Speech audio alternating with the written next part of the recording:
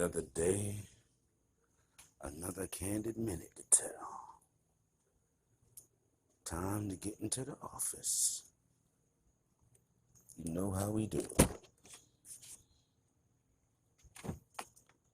I like to talk my stuff. So let's talk. It's just me, in my car, loving the Knicks, and talking about what I see. You know what this is. It's Coach Five's Knicks Minute.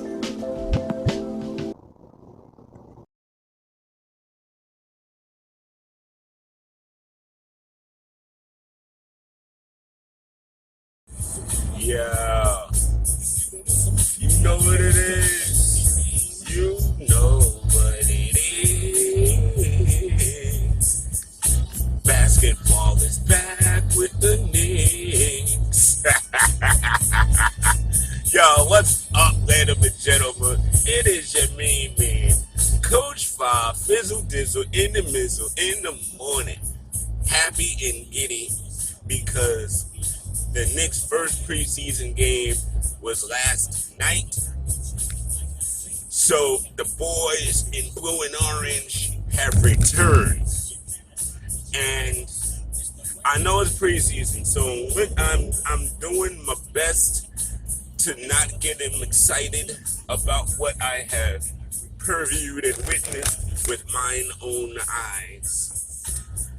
But if we gonna talk about it, which we are, then we might as well talk about it. And damn, I mean, again, it was funny to me because and yes, I'm skipping for a point. After halftime, everybody was expecting the second and third units to be getting major minutes, but here come the first unit out again for to start the third quarter. And they played a bunch, if not most, of the third quarter. Listen, Tibbs is getting his starters in shape, and then he's getting his second unit in shape, and that's literally all he cares about. You know, again, I know, hey, let the kids play so that the fans can see them and what they can do in limited minutes. And that's cool and all, but honestly, and I know y'all gonna hate me for this, but it is what it is. I just see it that way. If they're not really gonna get a lot of major minutes this season, then Tibbs needs to make sure that his guys are in shape to start and come off the bench. I do feel like, now again, I feel like Tibbs does a lot with these guys in practice. I mean, in limited minutes, Kevin Knox looked like, a man beast. And he didn't look lost on defense in the limited minutes he played. He did not look lost on defense. If anything, he looked like he was in better defensive position a couple of times. So I say that to say when it comes, and Tibbs has always remarked at how hard Kevin has worked in practice. We don't see it, and he doesn't necessarily get in the games. But again, if you are performing in practice, then the coaches know what you got, and they know what you can do for him, and he's still here. So I say that to say, with Deuce and Grimes, you know what I mean, they may or may not get a lot of on-court burn in front of our eyes. But if they busted their tail in practice, it'll all come to light. And it only just makes us even better as far as depth. Because if they're not playing, but they're ready and we catch injuries, then it's a simple plug and play and we good to go again. The one other thing that I'm actually really happy about was the fact that Mitch and Nerlens did not play last night. And although Taj was in his bag, bro, I mean, Taj was on fire. That's not why I was happy. I was happy because Jericho Sims got burned, because to me, he and Mitch are our future at center. You know what I mean? And That dude is just crazy athletic, crazy big. You know what I mean? Muscular dude with light eyes. My wife is like, oh, you know what I mean? But yeah, he was again doing what he does, and all he's got to do kind of is just keep being in shape and just get used to the NBA game, the speed, the athleticism that he has to face on a given day, and he is going to be a little beast for us come future. I definitely see that. Yeah, this new backcourt of ours, honestly, it's gonna take some getting used to for me, only because I'm really not used to seeing a lot of production from that particular position, and I honestly feel like that has now changed. I mean, Kemba looked like Derek out there. Derek looked like Kemba out there. To me, that they are now the same interchangeable as Mitch and Nerlens was last year, meaning you're not going to lose anything that one gave you because the other one coming behind him does the same things. So I mean, dude, quiet as kept. We are going to be a problem. All we got to do is avoid injuries and keep this chemistry going. You know what I mean? And I have a sneaky feeling that we're going to be really, really good. And I'm very happy about that. Just to be honest, very happy about that. Randall looked, he's not having to force a shot. And I don't think we're going to see a whole lot of ISO one-on-one Randall with dribble moves and stuff. We know he can do it. So at the end of the day, if he has to bring that out in his bag, he can. But with the team now is constituted, he doesn't have to.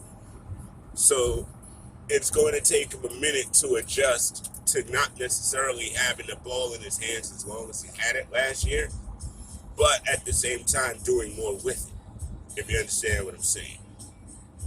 And that's extremely exciting.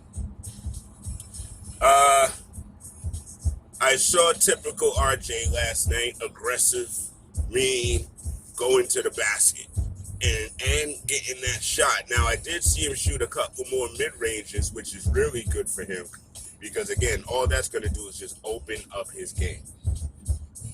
Again, though, he still needs to pass the ball a little bit. He gets in that mode where he puts his head down and he goes to that basket, and that's all he's going to do. You know what I mean? Let's see. Obi, ooh, boy. Aggressive from jump, in every play, involved, hungry, calling for the ball. Things we didn't see last season. Already we're seeing it. We saw it in the Summer League. So if you guys didn't peep about in the Summer League, you'd be a little pleasantly surprised. But we saw this in the Summer League. Quickly is going to be the interesting one for me this season so far. And again, this is one game of preseason. But quickly, because jump shooters are always kind of sporadic, you know what I mean? Because there are days where the shot is just wet and silky and just always falls. And then there's days where it struggles. And, I feel like that's where Quickly is going to have his rubber meets the road this season.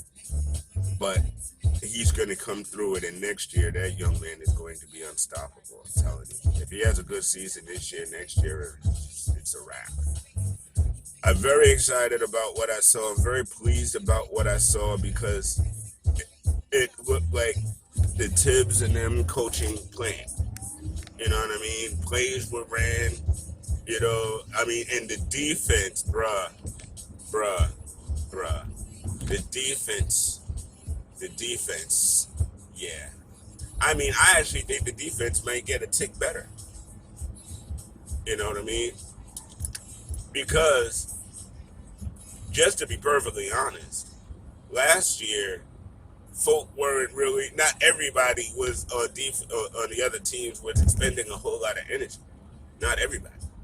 Like, the point guards didn't necessarily have to worry about defending Elf. So, they can conserve some energy. You know what I mean? small forwards, really. You know what I mean? Like, whoever wasn't on RJ, because listen, Bullet could shoot that three, but you could D him up. Just like he could lock you down, he could be locked down on offense. So I feel like offenses had more energy against us at times because offensively we weren't driving them crazy. This year, offensively, we're going to be driving them crazy and running them ragged. And then defensively, we're going to be beating it down and harassing all game. Folk going to get tired, and so that's just another element to this whole thing that I'm just really excited about. Big shouts to everybody who made it to the game last night. Big shouts to my partner Danny B, because he definitely was in the building. You know what I mean? With some really good seats, by the way. I know I got seats, but my seats don't look like his seats. But we'll definitely be in the building together next Sunday at the Wizards game. So that's going to be exciting. I will definitely also be at the second game of the season, the Orlando Magic game. I'll definitely be in the building there. So whoever's in the building in those games, holler at me. You know what I mean? Dude, it is New York Knicks basketball. It's back. Content creators. Ho! Yes, that was for the tweet that I did yesterday. You gotta love it. Gotta love it. Ladies and gentlemen, thank y'all for paying attention to me on my morning commute this morning. Thank you for following me. Make sure you continue to follow the Knicks Minute, the Morning Drive with Danny B, and of course the Knicks Corner, because we give you that great Knick content from that great perspective. All right? Y'all have a great Wednesday. And don't forget, there's a Candid Corner live tonight, Wednesday night. Oh, we talking Urban Meyer. Oh, we talking Urban Meyer. I'll see y'all tonight.